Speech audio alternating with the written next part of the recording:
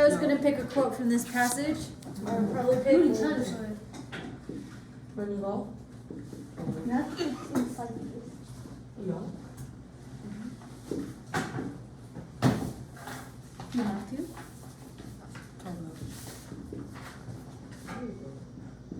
No need to. You have to choose from the quote inside this. Because I did Missy said anyway. anyway. I don't know.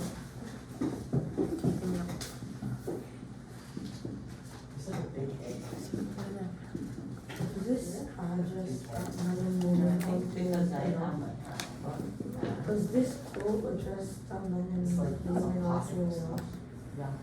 Okay, let's go. I go on.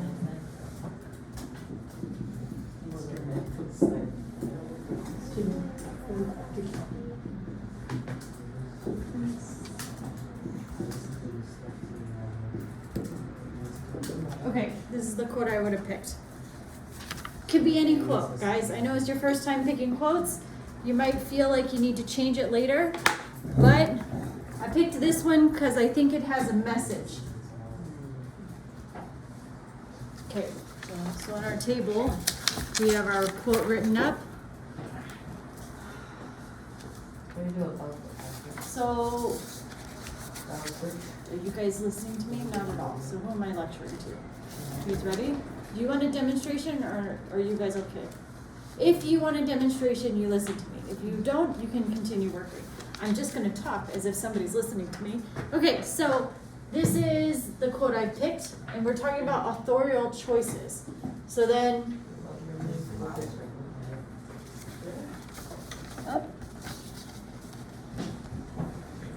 I would say that Adichie reveals this later to include the audience.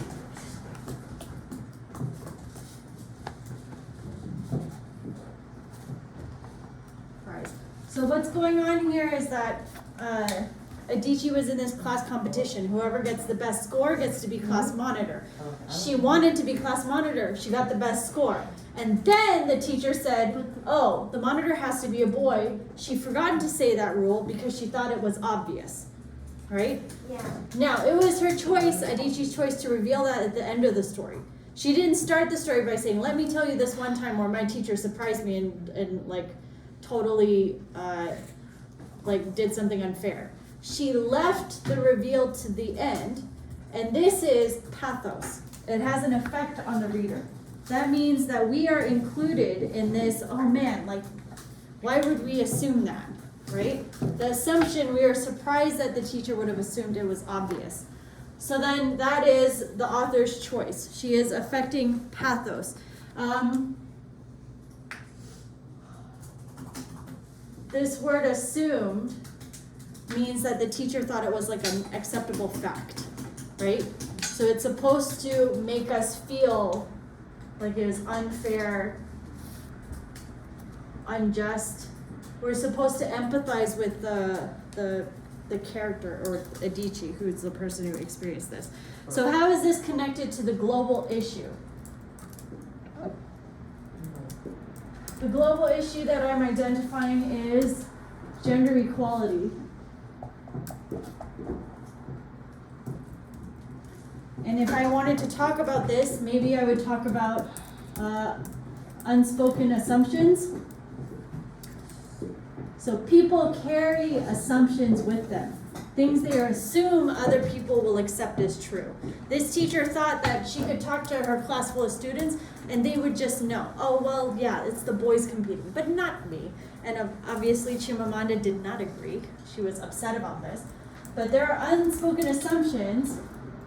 And in this case, it was that boys can be leaders. Boys can be leaders, and girls can't. So then the original assumption was if I get the best grade on the test, then I can be the leader. But the teacher said, oh, well, no, boys can be leaders. That's the implication, is that, of course, the boys are going to do it because they're leaders. and you cannot do it even though you got the highest score on the test. So the teacher thought that was fair. So then these unspoken assumptions maybe lead to what we call it like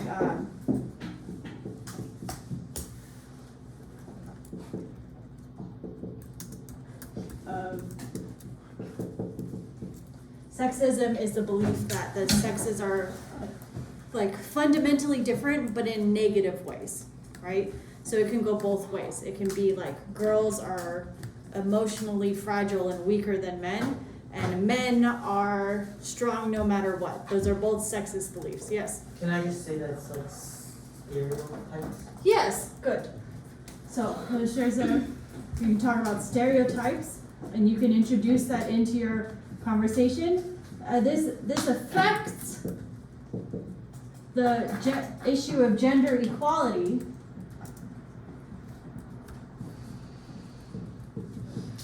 Because it is a limitation.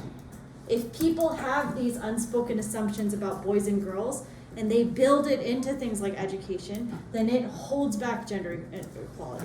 We can't be reaching for this if we have limits. So these stereotypes have built a structure that limits this character. Okay. So then, what aspect of the chosen global issue does it express? We did a fairly good job about this. In this case, she's talking about it's harmful to her. But in the next line, if I was to continue to the next box, it turns out that this boy who won this doesn't want to be a class leader. He doesn't want to do it. But the teacher is going to force him to do it because he is the boy who got the second highest one, right? And she says he's like a sensitive, sweet kid. He doesn't want to punish people, but I wanted to punish people. That was a job I wanted. That's what she said in the text. So then it's harmful to girls, but also to boys. Right? So then you can talk about that. That might be something you need to add more stuff, but I'm giving a brief overview. Author's intention.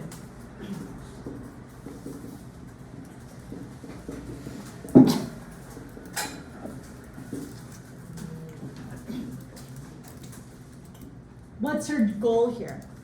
She wants you to empathize.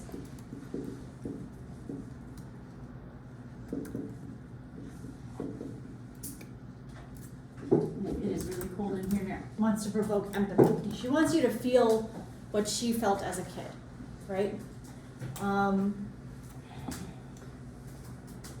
She wants to convince you of something. What's her message? This is where you have to do stuff. People are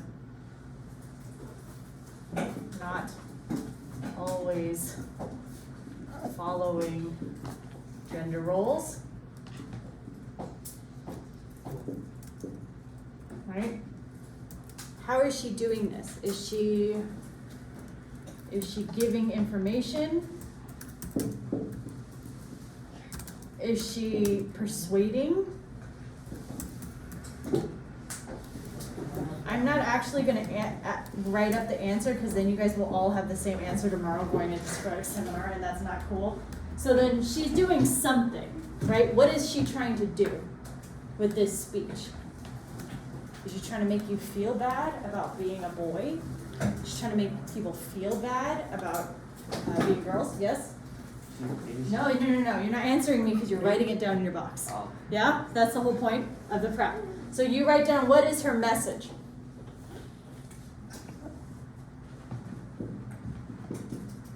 What is the author trying to do? Usually that's communicate. She's trying to communicate something. Okay? Those are the 3 boxes. If you actually write out your ideas, it will look something like the example I posted in the Padlet, okay?